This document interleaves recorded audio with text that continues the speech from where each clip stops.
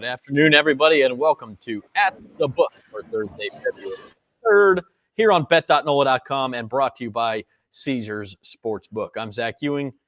That's Jim Derry in the middle, and Devin Jackson is at the book today. Our producer is at Caesar Sportsbook at Harrah's New Orleans Casino, and having a good time. We've all enjoyed almost a week now of mobile betting here in Louisiana, so I don't know about you guys, but my thumbs are getting calluses from all the betting I'm doing. I'm trying to bet through those bonuses. Trying to get all that stuff done. So it's been a pretty good week. I made some money. I bet through most of my bonus. I don't expect every week to be a winner, but so far so good, guys. Yeah, same for me. I just counted a little while ago. I've made 44 bets on Caesar Sportsbook already. So wait, how many did you say? 44 in a week. So I got a lot to go to get through those bonuses because you got to at least bet everything to get that bonus match, and we'll worry about what to do when we get through the bonus match, and then we'll figure it out. But yeah, I mean, I can't complain with where I am. I think I'm slightly in the minus. I'm pretty close to even so far. So, but that includes the big hedges that I made on my Super Bowl bet. So if you take those out, then I'm pretty positive. And you can't recount that. And I mean, honestly, like without sending the wrong message out there, this is one of those times when you count your win percentage a little bit differently, because I know, Jim, you and I have talked. We're betting more than we normally would because you have 30 days. You have to match your deposit amount to get the bonus money. And so you're just, hey, anything that looks even remotely good, yeah, I'll put money on. Because if you even hit 40%, even 35%, you're going to make money. You just, even if you go over, you're going to break even. You're just going to waste a lot of time. But all you're trying to do is bet through that money. And so that's why you count your percentage a little bit differently than you normally would in this game. Speaking of which, you can get your own bonus if you have not yet signed up for the Caesar Sportsbook app. Get it done. Go to NOLA.com/Caesars. You bet $20, you get $300 in bonus money. And so that's actually a pretty good deal because you don't have to bet through a ton of money. Just $20, just, hey, couple of $10 bets, $4 or $5 bets, one $20 bet, however you want to do it. Then you get that $300 bonus, and you can kind of use that as your bankroll to play with for a while. Or if you want to put in a little more, that's fine too. So the promo code there is NOLA300, or you can just go to NOLA.com/Caesars, and we got the hookup for you there. Devin is at the book. What's the scene at Harrah's today? It's pretty busy today. I walked in, was walking my way over to the Caesar Sportsbook section, and there's a lot of people at the tables. There's quite a bit of people actually behind me right now that are kind of looking at the machines here on the side that goes along with mobile betting. So a lot of people are, partaking in the mobile betting and getting signed up, and people are here betting. It's pretty exciting. And it's an entertaining thing to do. And, of course, we endorse all responsible gaming. Don't bet over your head. Bet. I have a question from Mr. McClure. Go ahead, put that up on the screen. Put that up on the screen. It's not something we would normally do. I know, but put it up on the screen. Here's a question from Mr. McClure. If you're obviously mocking sports betting, because we've seen you before and talking about, if you're mocking sports betting, why would you come to a show that is focused on sports betting? So if you don't endorse it, that's great. I don't think you should sign up for any of the bonuses. I don't think you should bet any of your own hard-earned cash. But it's legal in the state of Louisiana, except in 9 parishes, and a lot of people enjoy doing it. So we're not endorsing anyone going out and betting money. If you feel like you should go bet, you want to enjoy it and partake. But the fact is that people have been betting long before betting was legal. Okay? And they can go to a casino and bet. They can go play blackjack. They can go play poker. They can go play video slots where the odds are absolutely atrocious. Here's something where you control not only what you bet, but you have a lot more control on what you're betting on. It's not like putting money into a slot machine and it hits whenever it gets to whatever X quantum physics it needs to get to hit. Here, if you think you've been following the Pistons and you have educated yourself upon what you're betting on, hey, I mean, you kind of control those things, right, Zach? I mean, it's just I don't understand, and I'm trying not to be too ugly to the readers because I don't want to tick anybody off. But I just don't understand why someone would come on and ask that question.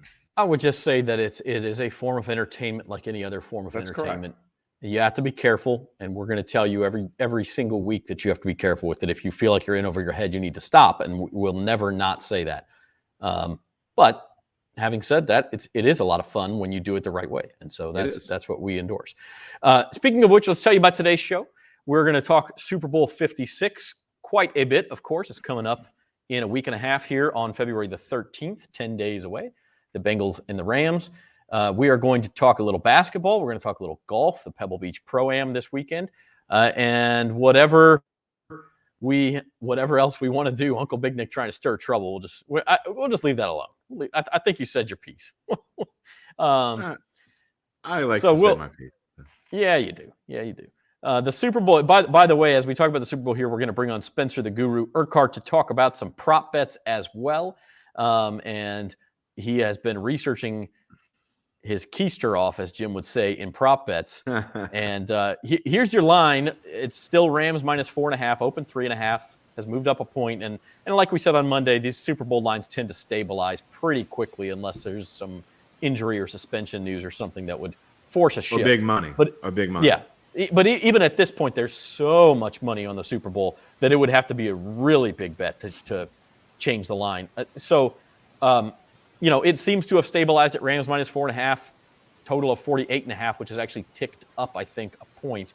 No, maybe it's ticked down a point. Now that I'm thinking, it was 49.5. It was 40. It's going down for sure. Yeah, it is stabilized a little bit. We'll see what it does over the next 10 days, and we'll be talking plenty about that. Again, we'll be making our final picks next Thursday on At the Book for the Super Bowl. And speaking of next week, as we welcome Spencer, we're going to be talking on Tuesday, a special edition of the Fantasy Roundup, 3:30 p.m. on Tuesday, these same channels. We'll talk some DFS for the Super Bowl and some prop bets. And Spencer, I'm glad you could be here to talk. We're just going to do a little bit of teaser on the prop bets. Spencer has looked at every Gatorade color dumped on the coaches over the last 20 years. He has looked at the length of every national anthem over the last 15, 20 years. We're going to talk some exotic prop bets as well as your kind of run-of-the-mill yardage and touchdown prop bets. So, Spencer, how are you? I'm doing good, guys. I'm just excited for the Super Bowl, and not this week, but the week after. Just really excited getting in all these props and researching them. It's crazy looking at the trends with the different ones. The ones I'm feeling good about right now are some player props that I've looked, and I'm like, man, these could be good to get in on these early, because a lot of those ones, like I mentioned, the Gatorade and the national anthem, are so hit or miss, where like the player props, though, I feel like could be a good opportunity to cash in. Yeah, and we're definitely going to talk about those as we go on. And then again, for a full hour at 3:30 on Tuesday, we'll talk prop bets and daily fantasy and give a little fantasy basketball update and also some even look aheads at fantasy football for next year. So tune in 3:30 p.m. on the Fantasy Roundup. But for right now, let's hone in on the Super Bowl. Again, the Rams are 4.5-point favorites. Sometimes, one thing about doing player props, and Jim, you mentioned this last week, the player prop lines can sometimes tell you the way the bookies think the game is going to go. For sure. And I will say this to Mr. McClure, I will not be advocating betting on the Gatorade color or how long the national anthem will take. That is, you can get sharp information on the national anthem, man. You might as well roll dice on that one. Yeah, for sure. I think that if you looked at last week and all the player props that were kind of geared towards Kansas City, I think they thought Kansas City was going to win in a blowout. So, and it sure looked that way for a while. It sure did. And the money that was bet on Kansas City also told us that. And conversely, I think they thought the Rams would cover, which they did not. So, but that one was really close. Anyway, for sure, I think you can look at and you get odds like Burrow at MVP at plus 230 was the last I looked at it. I'm not sure exactly what it is now, but you kind of gauge that against what the money line is on the game, and I think maybe there is value there if you think Cincinnati's going to win straight up. There are all kinds of things, but and I know Spencer will get into it, but when I start diving into some of these player props, it's definitely going to be geared towards do I think there's value there and against whatever a money line might be, not necessarily the point spread, because that's really inconsequential to what I'm looking at. It's going to be kind of a money line versus certain player props against their averages and try to weigh out where I can find the best values there.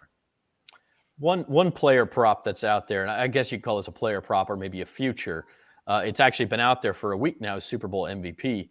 And your favorite right now, and this is pretty common, the favorite would be the quarterback on the favored team, and that's Matthew Stafford of the Rams. He's plus 120. And we talked about this last week. Joe Burrow was as high as plus 1,000, plus 1,500 last week. Obviously, you needed the Bengals to upset the Chiefs. But there was a Louisiana bettor who I believe got $1,500 down at Caesar Sportsbook on Burrow at 10-1 before they beat the Chiefs. I like that bet simply from the perspective of the Bengals are plus 180 on the money line. And so it's basically like a free odds boost because I just don't see a whole lot of situations in which the Bengals win the Super Bowl and Joe Burrow is not the MVP. I don't see it. I don't really see. I mean, I think it's as high as 9-1, 10-1 that if they win the Super Bowl, he's going to be the MVP. Put it this way: if it's close, I mean, they always give it to the quarterback anyway if it's close. Mm-hmm. But in this case, I think you would have to have a Jamar Chase go for like over 200 yards almost. I mean, but all the talk besides on Burrow for the past 6 to 8 weeks is even going to fuel this even more. So I think for sure, I just don't see any good bet on the Bengals unless Mixon were to go for like 170 or something. Burrow only throws for 200 and he scores a couple of touchdowns. I don't see that against this Rams defense. So yeah, I think if you like the Bengals, I think your best bet may be Burrow to win MVP. Spencer, I know MVP wasn't specifically one you mentioned, but what values do you see on this board? Yeah, I like Burrow a lot there at the 2-1, just because I think he's like y'all said, he's gonna sure win it if the Bengals win the game. And I'm thinking the Bengals could easily do it. I was thinking the line would be more at 3 or 3.5 as opposed to 4.5. But yeah, he'd definitely be my pick. And then as far as a long shot, I think if the Rams win, it could be. If it would be a low scoring deal, maybe Aaron Donald is a long shot. If he would get like 3 or 4 sacks and the Bengals O-line would crumble, I wouldn't bet on that per se. But I think if I had to pick a long shot, that would probably be the one I'd roll with. Yeah, it's interesting. One of the Caesars props is Aaron Donald's minus 180 to get a sack. So I mean, he's expected almost 1 to 2 to get a sack, at least one. So that's not a terrible shot. Devin, your opinion on this board. Whoops, that's the wrong one. There we go.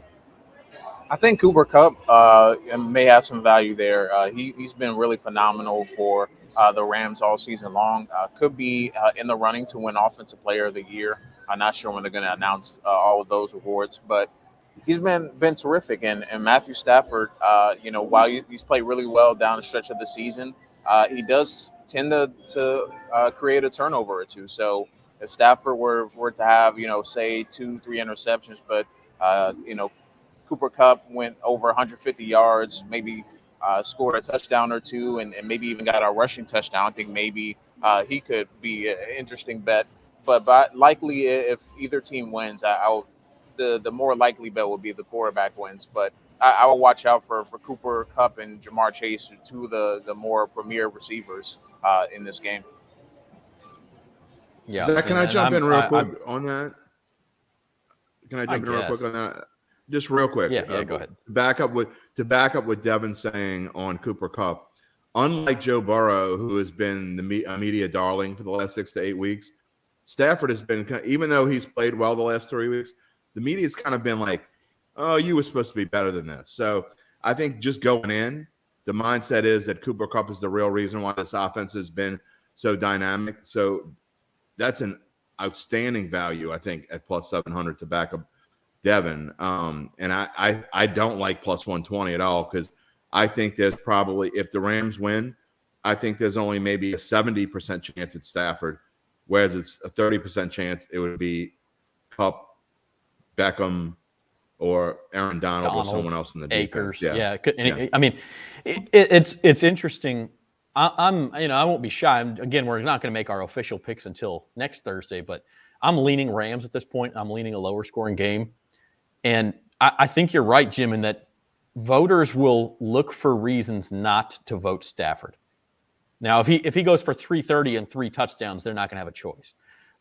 But if it's, he threw for 260, a couple touchdowns and a pick, and they won it 23-17, if Kupp caught one of those touchdowns and had 100 yards, it could very easily be him. It could very easily be him. So I'm with you guys there. Now, again, if the Bengals win, you got to like Burrow. And so if you're leaning Bengals, that's where you go. Some of the other props, these are just sort of your general yardage props.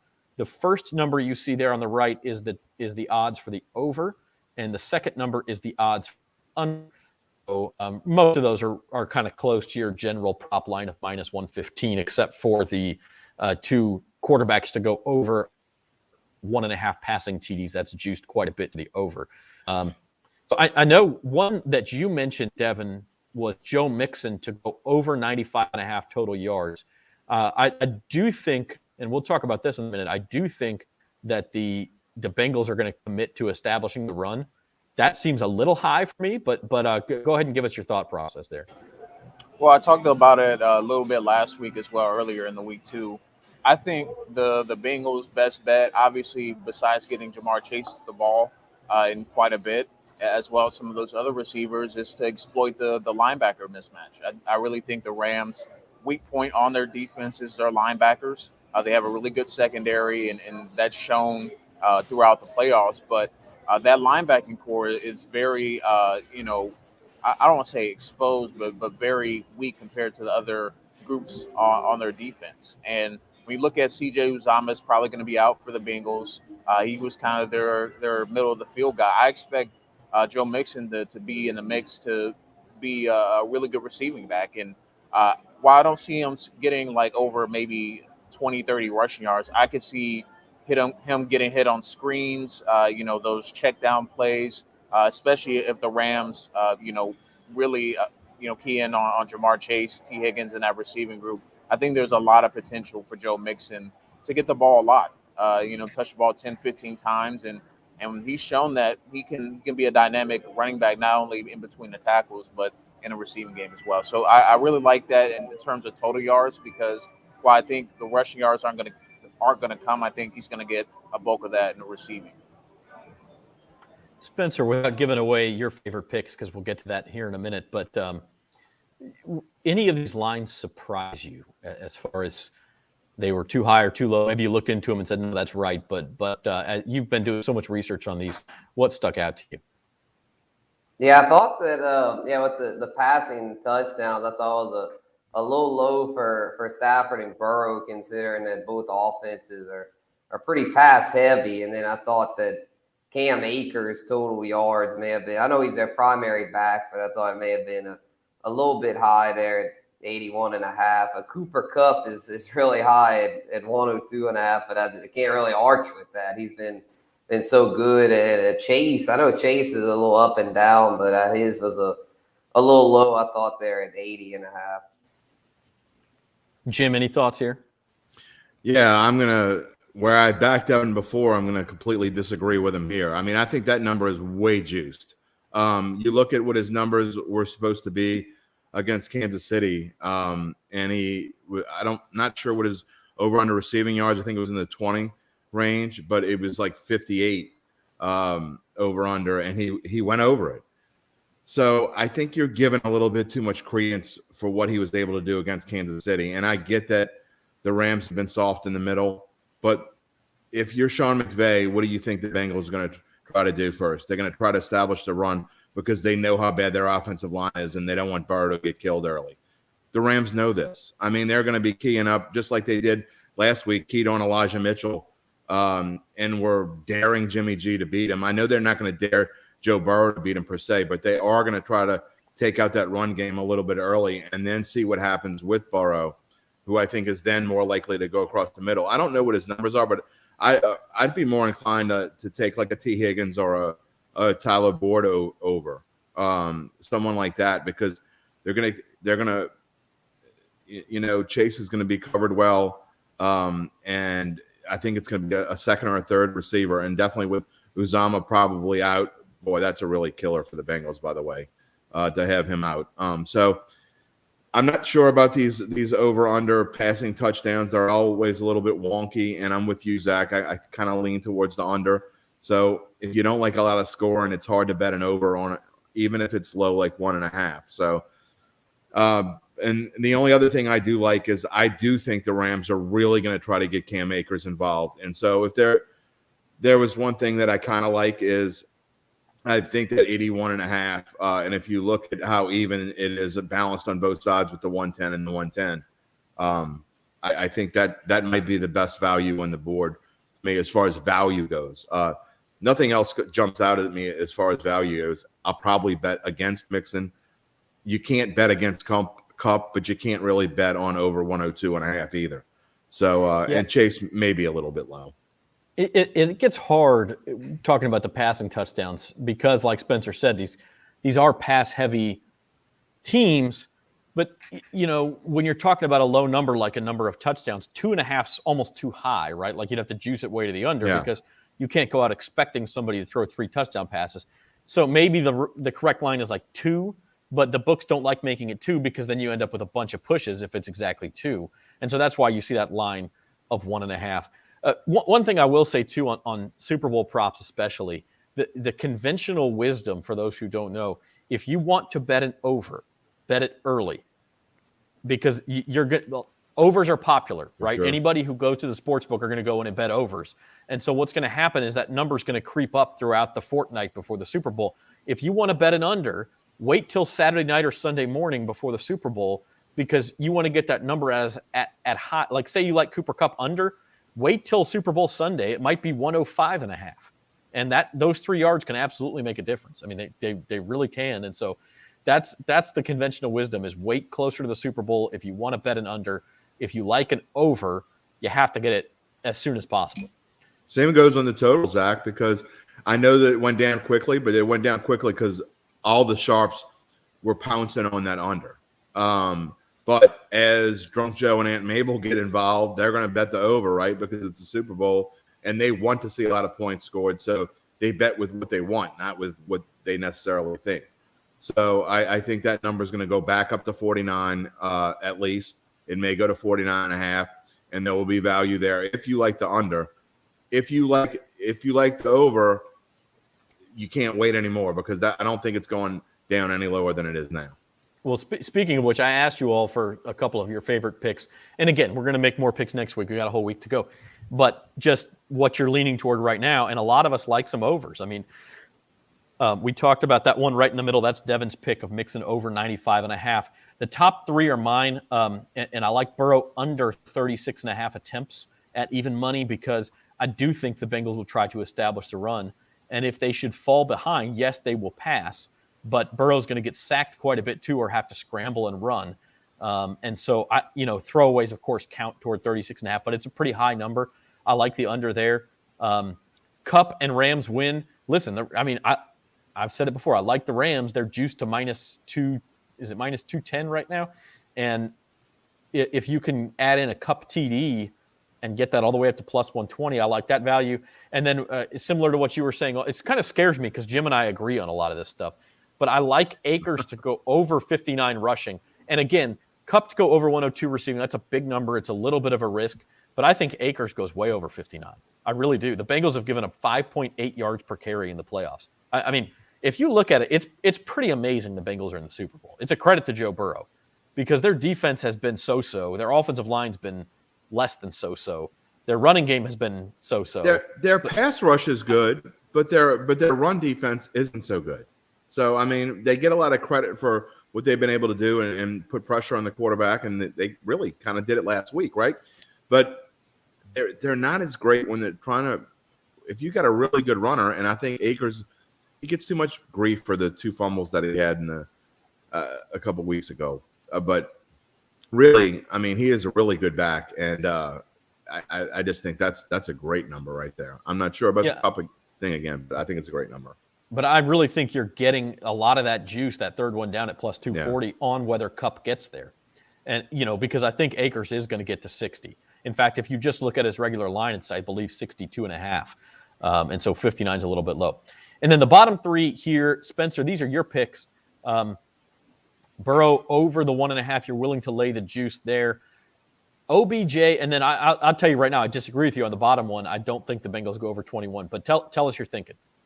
For sure, yeah. I'm still believing in the Bengals. I know because I feel like every week it's just everyone. They are an underdog, but I just feel like every week they get disrespected. Like no one gives them, and rightfully so. I see why the books don't give it because they haven't done it before. But I feel like this is their year. Joe Burrow is really getting it done. So I would say for this, I would probably say parlay it because then you would get some more. You get money if they both hit. Because I'm pretty sure if Burrow goes over on the passing touchdowns, then they'll most likely score over 21 points. So I think you might as well put them together at that point and get a little extra payoff. My guess, Spencer, is that you probably can't do that in the same game parlay. They'll probably make you pick one or the other. Okay. For that exact reason. But yeah, I think you're right. If he goes over the 1.5, do they get over 21? I mean, unless he passes for 2 and they just get one more field goal and they finish at 17.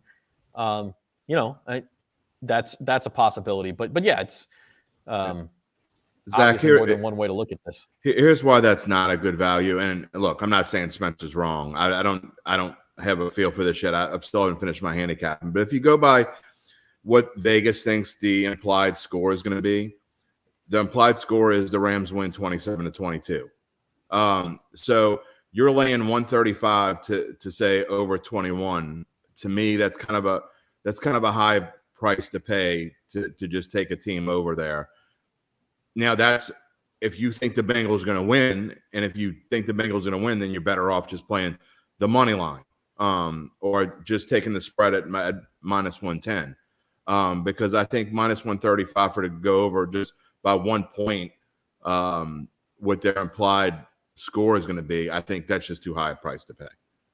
And to be fair to Spencer, when he sent me this, the line was 21.5, and that's no longer available at Caesars. It dropped to 21. So that changed the juice, and so maybe that changes Spencer's thinking too. By the way, that third one down, just to add to my thoughts about Akers and Kupp going over, that is an odds boost. That's only available at Caesars, and so that's one I like there quite a bit at that juice. But I'm sorry, Spencer, didn't mean to interrupt. Tell us your thoughts on OBJ. Oh, good. Yeah, the juice is the juice thing is something I didn't really look at close enough, and I see Jim's point. Yeah, with that juice factored in, I think they'll hit, but with that juice, the value's not really there. With Odell though, this is one I'm definitely sticking with because the juice isn't that bad, and I think he's got a really good matchup there because I'm pretty sure he'll probably get Eli Apple, and Eli Apple, as we know, he's vulnerable. He can get burned, and I think Odell is gonna really feast on that because we all know Cooper Kupp he's gonna get double teamed and stuff and get the number one guy locking him up. Which I still think. Cooper Kupp's pretty much unguardable, but I just feel like Odell at that 64.5. He's really been trending up lately too. I think he's ready for this moment. He's been waiting to have a shot at the Super Bowl, and I think at that value, he's a good prop to go get. Jim, we didn't get a chance to get your picks, but I agree. I agree with OBJ, and I agree with what Jim said. I think there's a big opportunity for number 2 and 3 wide receivers in this game. Both teams have a good top cornerback, but OBJ, on Eli Apple, right. We can sit here and bash Eli Apple because of the whole Saints thing. But that's not a good matchup for the Bengals. Not at all. It's a terrible matchup for them. Again, I've got to go through more of, position by position. I still haven't been able to do that, and I will start working on that probably this weekend. But one thing I want to go back to with Spencer, and Spencer's I think obviously more advanced than most people that are just getting into this. And so I never really thought about those implied numbers really before maybe a couple years ago. And I think that's what the average bettor who's just getting into this and starting to understand, They don't necessarily look at minus 130 or whatever. They just say, oh, I think that Burrow's going to do this, or I think the Bengals going to do this. And it is definitely something that people need to start changing their way of thinking. And when they're looking at a number, you're not just looking at a line. You're not just looking at a yardage total. Like for Devin's bet on Mixon. Just because I don't necessarily like it, I think you're getting a good price there. So if you do think they're going to be able to expose the middle of the field, it's not an egregious number, and minus 105 is a good number there. So Devin's bet, while I don't necessarily agree with what he's picking, he's getting good value there. And I just think that people need to think more about those things when they're just going in and not just looking at whatever the number is. Yeah, and I mean, I think just to add to that, shop around. Listen, this is your money. Just like you go shopping around at grocery stores, one book might have better odds than the other, or even at the same book, you might see good example. And I'm not going to get too deep into the weeds here. Cameroon-Egypt soccer game today. Okay, you can bet. I did my little handicap. I like Egypt. Okay, and I don't even. The game is over at this point. I don't even see who won. But this is just a good example. I liked Egypt. You can bet a double chance on Egypt or a draw, and it was, I think, minus 120. Well, you could also bet Egypt plus 0.5 goals, which is the same thing. They either win or draw. 0-0, baby. Is that what it was? Yep. Okay, so I won. But I got Egypt plus 0.5 at minus 105. So to bet an Egypt a double chance, a draw or a win at minus 120 is the same thing in the same book. But if I'm paying attention, I got minus 105 instead of minus 120. I risked less for the same winnings. So it's just a good matter. Another good one. What did Devin have on that match? Devin, let me know. What did you have on the Roonies in Egypt? Can you let us know? Can't give out that information. Love it. All right, you can tell me on the side, on the download. Just let me know. I will have you know that Cameroon is not the Roonies. They are, and this is important. The World Cup's coming, okay? This is important. They are the Indomitable Lions, which is the most badass nickname in all of sports. So it sounds like a really bad movie that if John Candy were still alive, he would be the focal subject. That's only if they were called the Roonies. See, Nick, we're going to get to golf, man. Don't bash my. I've been doing well in soccer. I hit the 3-0 exacta on the U.S. last night. All right. So back on to topic here. We're going to have more prop bets from the Super Bowl. I don't even really want to ask you guys for a lean at this point because I want to save it for next week, our Super Bowl picks. But Jim, you and I both said we kind of are leaning the under and maybe the Rams. Spencer, you said you're leaning toward the Bengals. Devin, how about you? If you had to pick a lean at this point, what are you thinking before making your final pick? I think I'm leaning probably the Bengals to cover and the under to hit. I think it's going to be a closely contested game.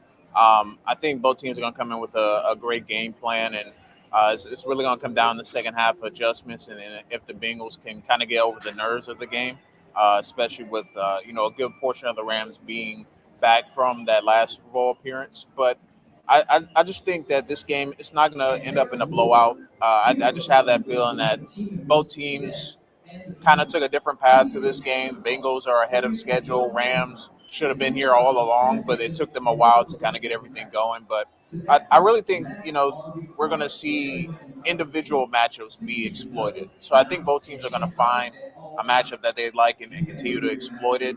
And I think it's going to be one of those games that's going to be in the 20s, but I do think the under still hits. And I think there's going to be a lot of movement, a lot of ball movement in this game as well.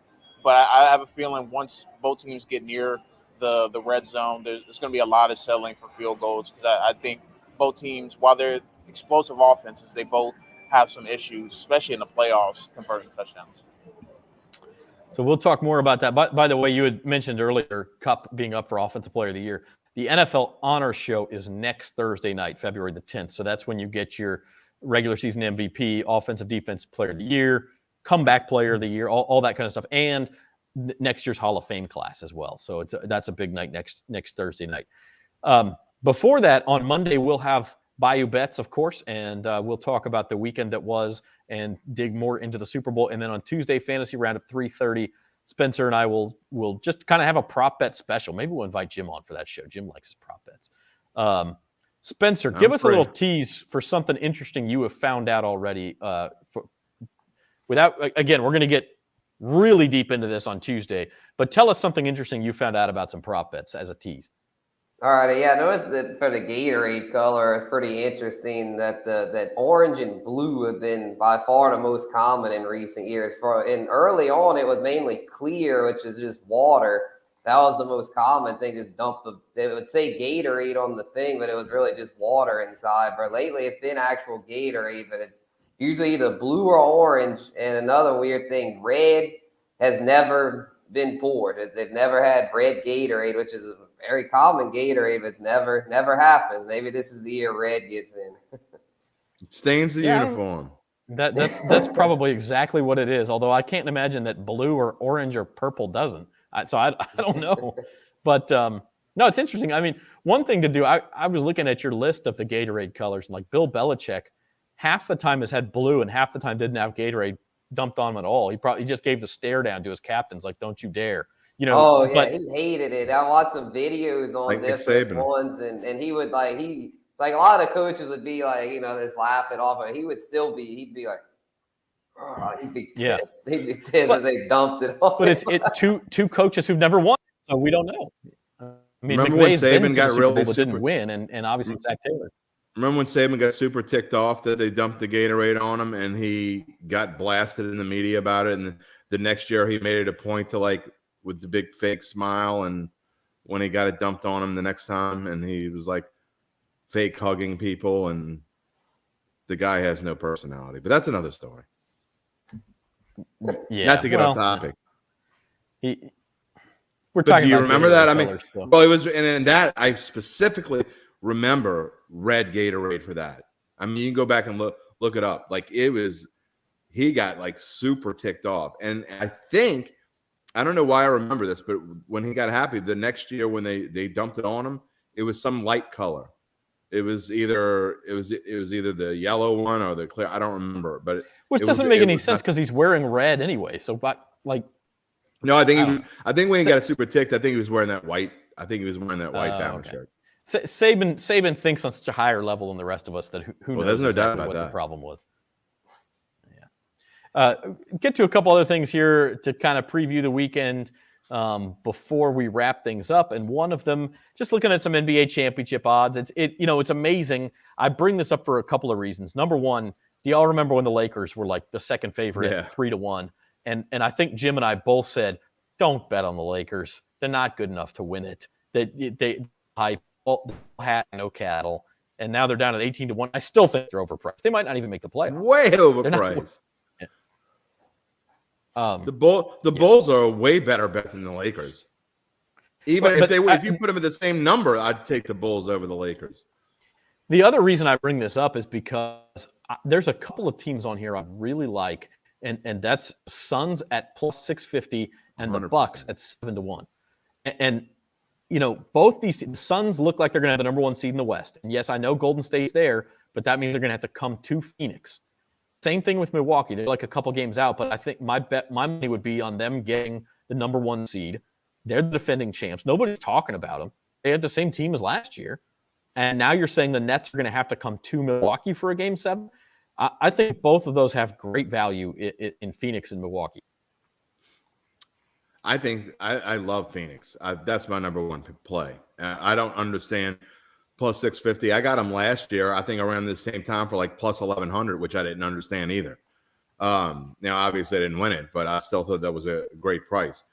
But to me, I think Phoenix and Golden State are head and shoulders above the rest of this field, including the Nets. They do have so many inner turmoil issues. I just don't see. I think they're going to do a lot like they did last year. So to me, if you want to plop a little bit down on Phoenix and Golden State, I think you could really have a good bet. If you think about it, let's just use 10 because that's kind of what we've been using, but you put 10 down at plus 650, you win 65, or 10 at plus 500.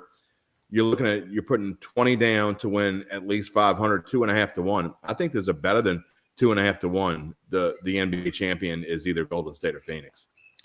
I do think Brooklyn will be there in the end, but that price is far too rich for me. You'd have to give me at least 5 to 1 to even think about betting Brooklyn.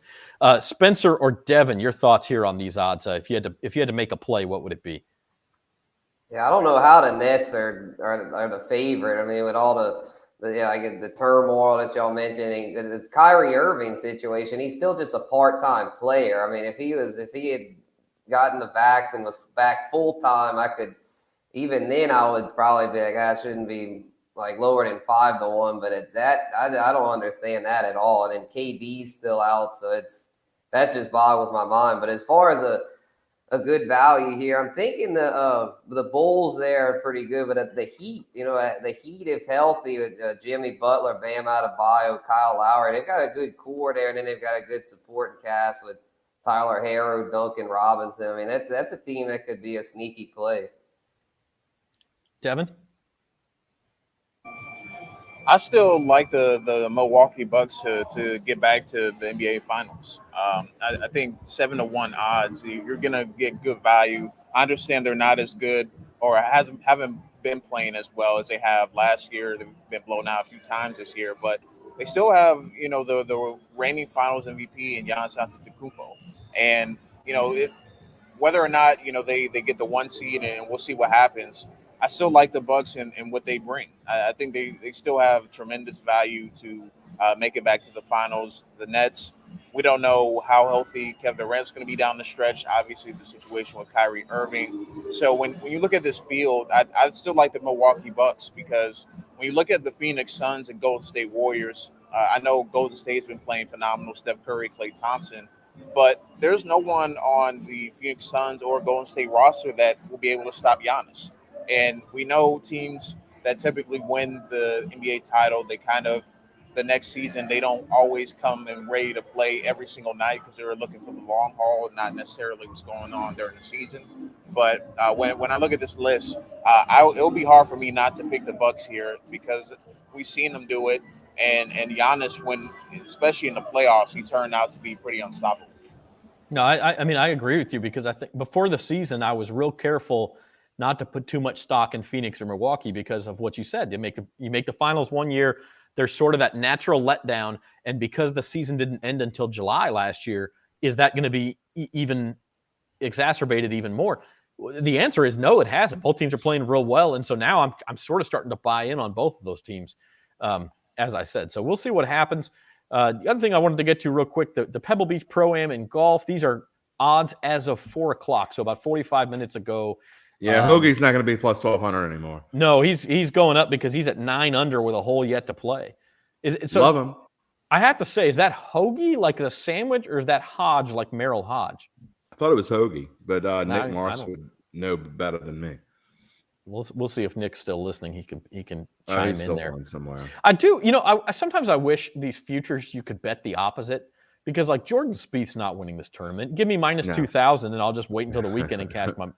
Same thing with the Lakers. Okay, they're plus 1,800 to win the title. Can I get minus 2,200 and I'll bet them not to win the title? And I mean that's a hell of an investment. I agree. Can I bet the Pels at minus 10,000? I'll put $1 down to win a quarter of a cent. There's a reason they don't let you do that, by the way. There's a reason they do not let you do that. The Irishman Seamus Power is up at the top of the leaderboard here too, but we also, Jim, Austin Eckroat was leading for a while, and I think he's tied for third right now. He's 6 under. back, but I mean, it's a guy going into the weekend. I know Uncle Big Nick said it. You said you liked him going in. Long shot worth looking at. Yeah, I mean, and going into you just kind of have to look and see who plays well in these kind of courses. And really, this is a weird week too, where if they did well last week, they probably have a good chance to do well again this week, like a Justin Rose. Like a Jason Day did well last week. This is his kind of course. You go back and look at his history at Pebble Beach, and it's really good. Maverick McNeely played well last week. So hence why their odds may seem skewed and a little bit too low. But you're getting good value there. He said Nick saying it. We butchered his name. Hoagie, by the way, Hodge. Hodge. Hoge. Hoagie. I mean, maybe it'd be Hoge here in Louisiana. Just call him winner, man, and I'll be happy. I'll be happy. I'll call him. I'll be he super wants. happy. He can just finish in the top 10. I'll be super thrilled. So no, it's interesting, and one thing about this tournament in particular, you have to keep an eye on. It's played on 3 different courses. So sometimes, okay, one course may be playing easier than the other 2, and so if you get that course first, maybe you have more of an artificial advantage. So that's another variable. Golf betting has so many variables that you've got to keep an eye on, and so we will be delving into more and more of that. This is exactly right. This is what I'm saying. If he wins, we can call him whatever he wants because that means that we're all happy. Tommy boy. There you go. That's what Gronk called Brady. Oh, that's right. No, he ain't Brady. Hey, you're watching At the Book here on bet.nola.com, brought to you by Caesar Sportsbook.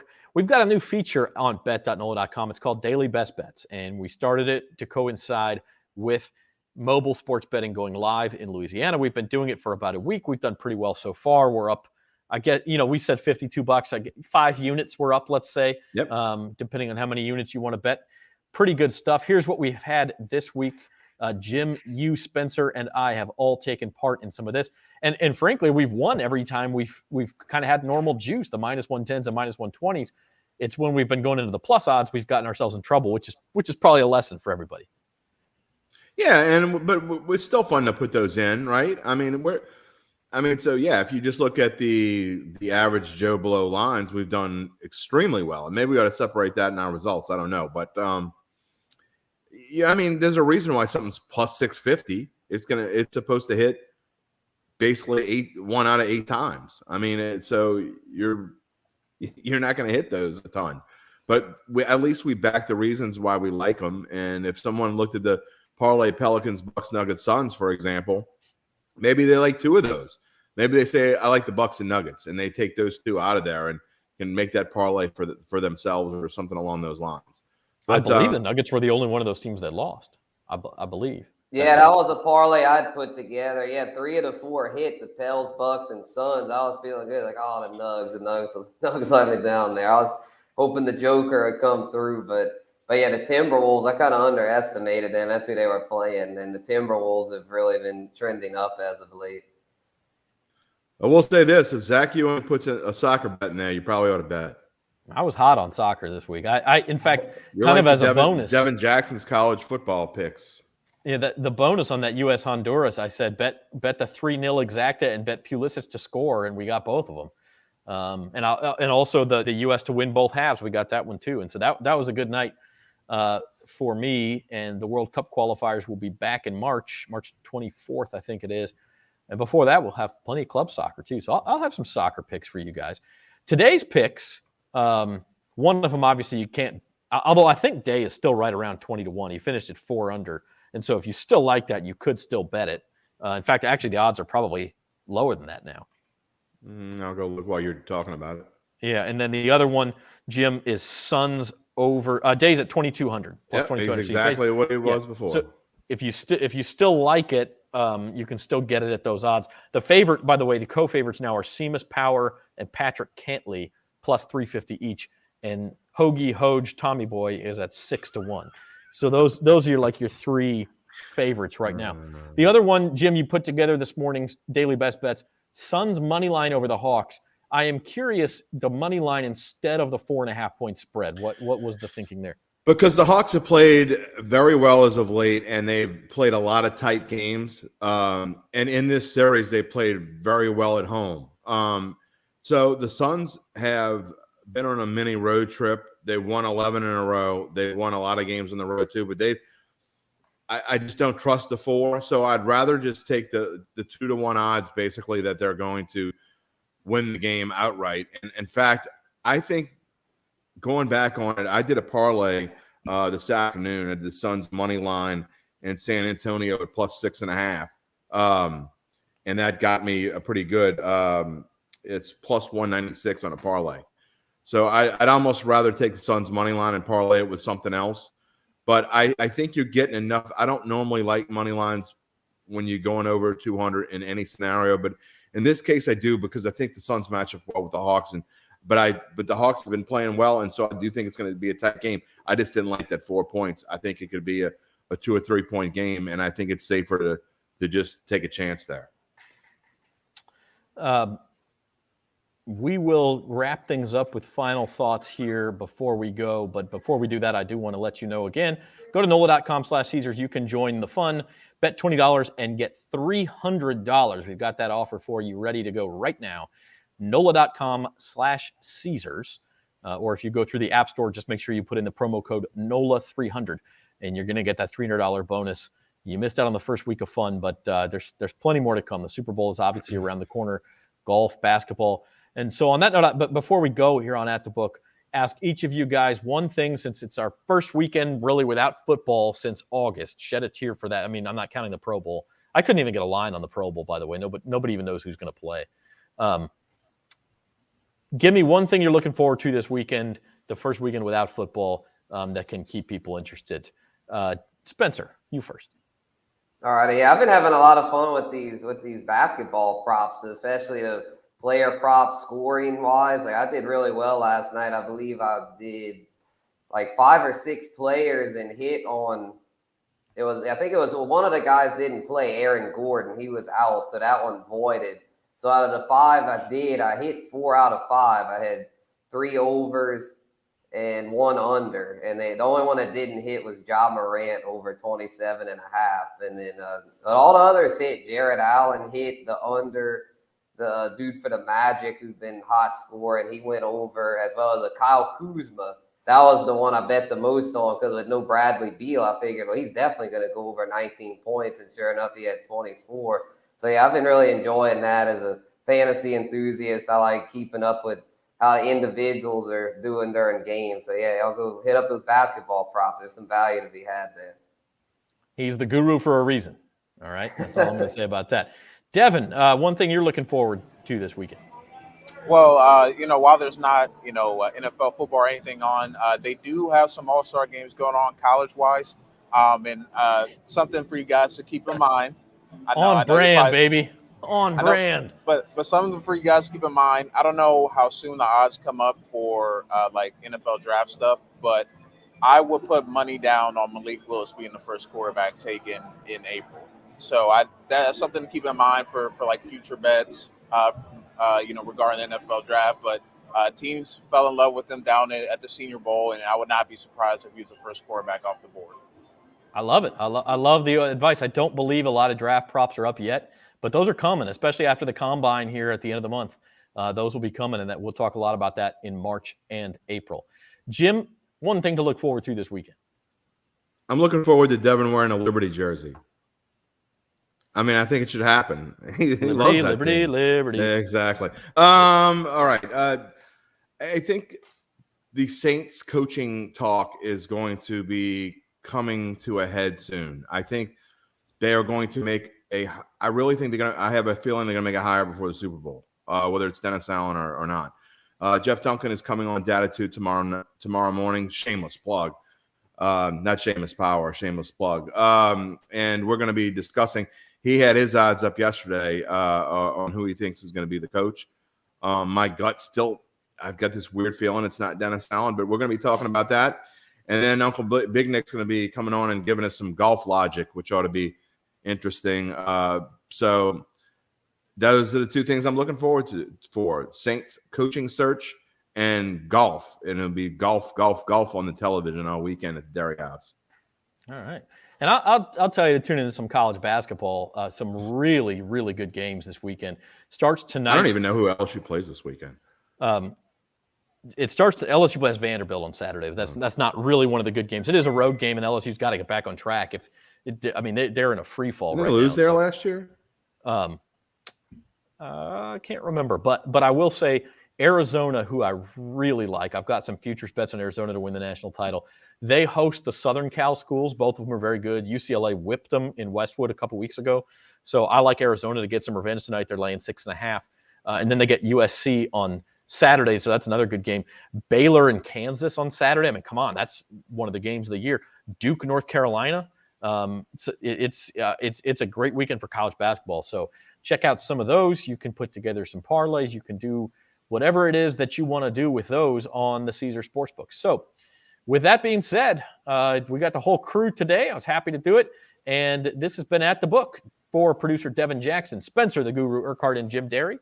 I'm Zach Ewing. We'll see you next time.